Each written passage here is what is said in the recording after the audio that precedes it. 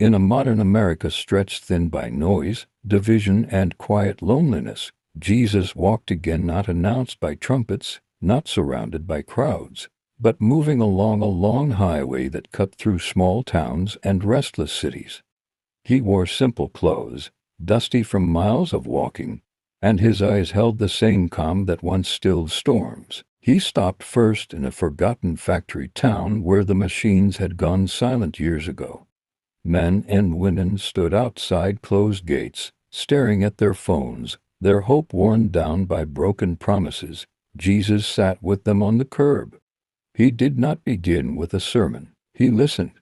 When one man finally said, "We worked hard and still lost everything," Jesus replied gently, "Your worth was never measured by what you produced." Something lifted in their chests, not money, not jobs yet, but dignity. In a crowded city, Jesus rode the subway late at night.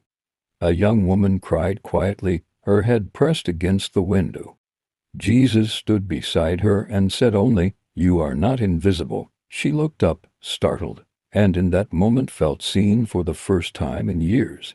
The tears kept coming, but now they were lighter, as if grief had finally been allowed to speak. He walked into a megachurch with bright lights and powerful music, then later knelt in a small, empty chapel with peeling paint.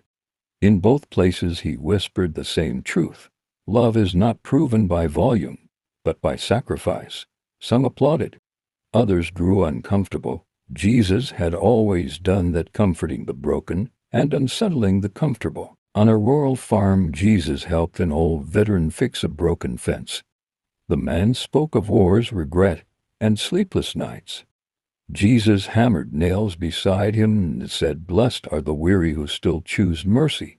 The veteran's hand shook, but his heart felt steadier than it had in decades. News cameras never found him. Social media never trended his name. But everywhere Jesus walked, small miracles followed, not always healings of the body, but restorations of the soul. Enemies spoke without shouting. Families shared meals again. Strangers chose kindness when no one was watching. Before leaving, Jesus stood at the edge of the ocean as dawn touched America with soft light. He looked over the land, its beauty, its pain, its endless striving, and said,